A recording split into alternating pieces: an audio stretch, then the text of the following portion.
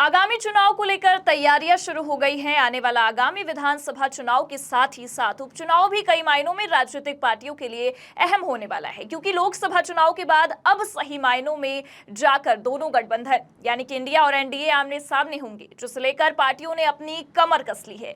चाहे वो महाराष्ट्र विधानसभा चुनाव की बात करें या झारखंड विधानसभा चुनाव की। नमस्कार, आप देखना शुरू कर चुके हैं 4 PM न्यूज नेटवर्क और मैं हूं आपके साथ प्रगति ठाकुर। झारखंड विधानसभा चुनाव, जहां एक तरफ एनडीए कई मायनों में ये सोचती फिर रही थी कि गठबंधन कहीं न कहीं झारखंड की जनता के बीच अच्छा प्रदर्शन करेगी और जीत सुनिश्चित है, लेकिन झारखंड की जनता बीजेपी को स्वाद चखाए उससे पहले ही खुद गठबंधन यानी कि बीजेपी के सहयोगी दलों ने ही बीजेपी को स्वाद चखाना शुरू कर दिया है। आज इसी मुद्दे पर चर्चा करेंगे कि आखिर जनता के बीच खुद की पैठ बरकरार रखते रखते बीजेपी अपने सहयोगियों में पड़ रही फूट को क्यों नहीं समझ पाई। बता दें कि झारखंड विधानसभा चुनाव के लिए सीटों की संख्या बांटकर एनडीए ने इंडिया ब्लॉक पर दबदबा तो दिखा दिया, लेकिन ये दबदबा खुद के ही सहयोगियों के बीच भारी पड़ गया। पेच अभी भी एनडीए में सीटों को लेकर फंसा हुआ है, लेकिन ये हमारा कहना नहीं है, बल्कि खुद भाजपा के सह चुनाव प्रभारी कह रहे हैं। दरअसल सह चुनाव प्रभारी हेमंता विश्व शर्मा की माने तो पहले चरण के चुनाव के नामांकन के आखिरी दिन तक सीटों की अदला बदली हो सकती है, और यह अदला बदली मुख्य रूप से बीजेपी और आजसू के बीच होगी, क्योंकि बीजेपी जेडीयू को तो बहला फुसला कर समझा ही लेने वाली है, जैसे लोकसभा चुनाव के समय कर लिया। फिलहाल झारखंड विधानसभा चुनाव में भी बीजेपी पूरी तरह से नीतीश कुमार को फुसलाने की कोशिश में है। बता दें कि खबरें ये आ रही हैं कि जेडीयू को केवल 2 सीटें दी गई हैं, जिससे जेडीयू बिल्कुल भी संतुष्ट नहीं है। दरअसल नीतीश कुमार के पास झारखंड के लिए कई मजबूत उम्मीदवार हैं, लेकिन कहीं न कहीं बीजेपी इस चुनाव में नीतीश की जेडीयू को पीछे रखने पर तुली हुई है।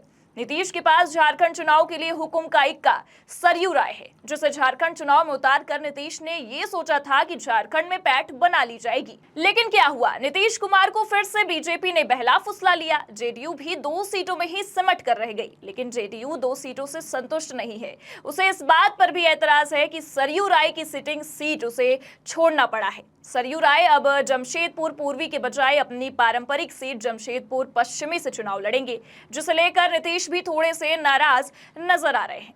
बता दें कि झारखंड में एनडीए की सीटों का बंटवारा हो चुका है, जिसमें बीजेपी ने अपने पास 68 सीटें रखी हैं, आजसू को 10 और जेडीयू को 2 और एलजेपी को 1 सीटों पर ही निपटा दिया है। लेकिन बीजेपी शायद ये भूल गई है कि कहीं न कहीं केंद्र में अगर बीजेपी आ पाई है तो इन्हीं के समर्थन पर, और झारखंड में अपने सहयोगियों का ये हश्र कर दिया। बता दें कि जेडीयू और नीतीश का नाम राजनीतिक गलियारों में कोई छोटा मोटा नाम नहीं है, इसलिए कहीं न कहीं बीजेपी नीतीश के साथ साथ अब चिराग पासवान के साथ भी इस झारखंड चुनाव में खेला कर गई है और 2 और 1 सीटों पर इन्हें निपटा दिया।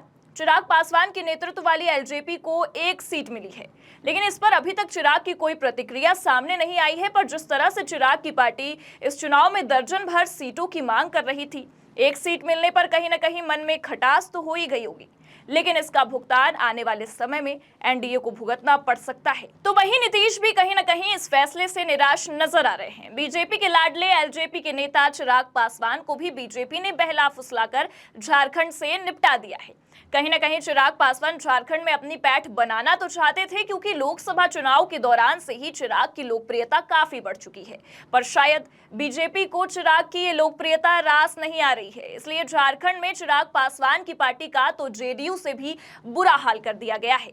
बता दें कि न्यूज चैनलों में दिखाने के लिए, जनता को बहलाने के लिए तो झारखंड में एनडीए की सीटों का बंटवारा हो गया है, लेकिन चुनाव प्रभारी की बातों से ये तो साफ है कि फाइनल बंटवारा अभी नहीं हो पाया है, जिसको लेकर कभी भी बदलाव हो सकते हैं। वैसे भी ये एनडीए है, यहाँ कब किसके रंग बदल जाए कुछ कहा नहीं जा सकता है। खैर छोड़िए, मुद्दे की बात पर आते हैं। मुद्दे की बात ये है कि आजसू टुंडी की सीट मांग रही है। टुंडी का इलाका कुर्मी बाहुल्य है, जहां से जेएमएम के मथुरा महतो चुनाव जीतते आ रहे हैं। आजसू प्रमुख सुदेश महतो कुर्मी बिरादरी से आते हैं। इस बार वे 2 सीटों पर चुनाव लड़ना चाहते हैं, इसमें 1 सीट टुंडी भी है, लेकिन पेच तो यहाँ फंसा हुआ है कि अब बीजेपी यानी अपने सहयोगियों की करता धरता भारतीय जनता पार्टी टुंडी को अपने पास ही रखना चाहती है और वहां से बीजेपी का ही कोई उम्मीदवार उतारना चाहती है, ना कि सहयोगी दलों का।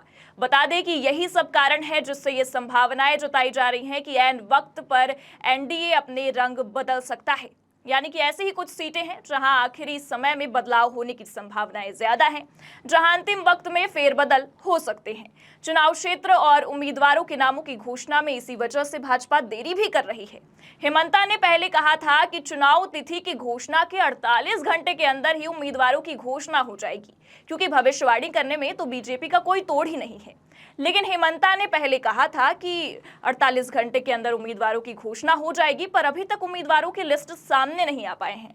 कहीं ना कहीं सीट शेयरिंग का फॉर्मूला जो फंस रहा है वो इसी कारण से फंसता नजर आ रहा है, इसलिए अभी तक लिस्ट जारी नहीं हो पाई है। चूंकि पहले चरण की 43 सीटों के लिए नामांकन की प्रक्रिया 18 अक्टूबर से शुरू हो चुकी है और आखिरी तिथि 25 अक्टूबर तक ही है, इसलिए कयास तो यही लगाए जा रहे हैं कि किसी भी वक्त भाजपा अपने उम्मीदवारों के नाम का ऐलान कर सकती है। सूत्रों की माने तो एनडीए अपने उम्मीदवारों की घोषणा में इसलिए विलंब कर रहा है कि टिकट पाने के इच्छुक टिकट ना मिलने पर पाला भी बदल सकते हैं, और ऐसा पहली बार नहीं होगा। पहले भी ऐसा कई बार हमने देखा है और होता भी रहा है, लेकिन कहीं ना कहीं इन सब के कारण बीजेपी को झारखंड से बड़ा नुकसान हो सकता है और बीजेपी के पाले में झारखंड राज्य खिसक सकता है। यही वजह है कि एनडीए जानबूझकर उम्मीदवारों के नाम घोषित करने में विलंब कर रहा है। वैसे जिन्हें टिकट मिल चुका है उन्हें भाजपा ने तो इशारा कर ही दिया है। मीडिया में संभावित उम्मीदवारों की सूची पहले से ही आती रही है और मीडिया रिपोर्ट्स की माने तो मीडिया रिपोर्ट में सीटों के बंटवारे की सूचना हमेशा से सटीक रही है, इसलिए यह भी माना जा रहा है कि संभावित उम्मीदवारों के नाम की सूची भी सही होगी।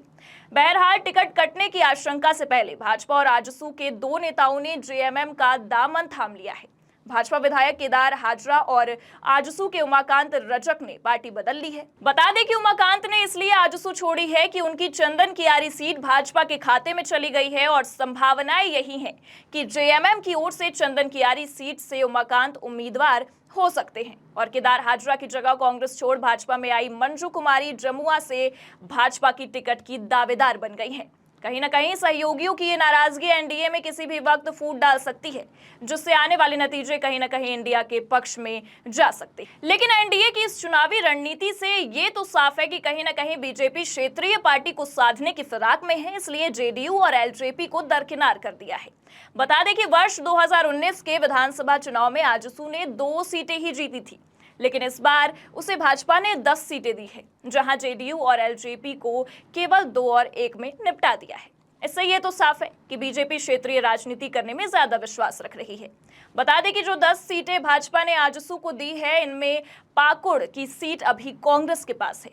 गोमिया, सिल्ली और रामगढ़ आजसू की सिटिंग सीट है। भाजपा ने मांडू की अपनी सिटिंग सीट आजसू को दे दी है। इसके अलावा ईचागढ़, जुगसलाई, डुमरी, लोहरदगा और मनोहरपुर की सीटें आजसू के खाते में गई हैं। अगर इसे बहुत ही साफ शब्दों में बताएं तो इन 10 सीटों में एनडीए की 4 सीटें ही सिटिंग सीट हैं, बाकी सभी इंडिया गठबंधन के कब्जे में हैं, जिससे ये भी अंदाजा लगाया जा सकता है कि इन 10 सीटों का जो दांव बीजेपी ने खेला है वो बीजेपी पर आने वाले समय में भारी पड़ सकता है। वहीं अगर इंडिया ब्लॉक की बात करें तो इंडिया गठबंधन ने भी अपनी सीटों को लेकर मीटिंग कर ली है और कहीं ना कहीं गठबंधन में सीट शेयरिंग पर भी बातचीत बन गई है। इंडिया ब्लॉक में पहले से जेएमएम, कांग्रेस और आरजेडी हैं। सीपीआई, एमएल लोकसभा चुनाव के वक्त से ही पार्टनर हैं। बता दें कि मीटिंग में झारखंड में 81 सीटों में से 70 पर जेएमएम और कांग्रेस लड़ेगी और 11 सीटों पर आरजेडी, लेफ्ट और संभावित सहयोगियों के उम्मीदवारों के लड़ने की बातें सामने आई हैं। इसे लेकर हेमंत सोरेन ने भी मीडिया से बातचीत की है। आइए आपको सुनाते हैं क्या कुछ कह रहे हैं वो। 70 सीटों पर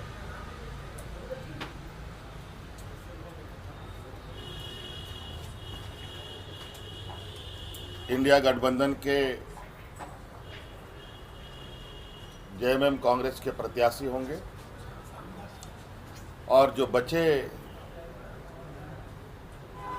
विधानसभा सीट हैं, जो संख्या है, उस पे हमारे सहयोगियों के साथ जो कुछ लोग अभी आ रहे हैं, कुछ लोग दूर हैं, कुछ लोग पास हैं, उनके साथ बैठकर बाकी जगहों की भी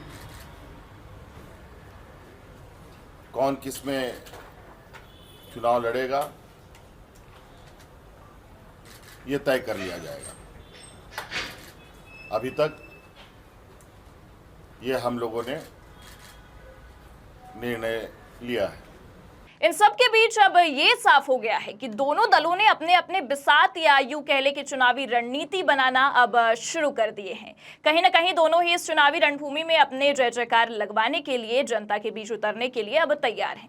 लेकिन सबसे बड़ी बात यह है कि झारखंड की जनता का मिजाज क्या है, ये जानना इस वक्त मुश्किल हो चला है। फिलहाल 13 और 20 नवंबर को इन 81 सीटों पर जितने भी उम्मीदवार हैं, उनके भाग्य का फैसला तो करता धरता जनता ही करेगी। उसके बाद 23 को परीक्षा का रिजल्ट भी हमारे सामने आ जाएगा और ये साफ हो जाएगा कि आखिर झारखंड की जनता किस गठबंधन पर भरोसा करती है और किनके दावे सच होते हैं। फिलहाल इस मामले पर आपकी क्या राय है, कमेंट में जरूर बताइएगा और आप देखते रहिए 4PM न्यूज नेटवर्क। नमस्कार।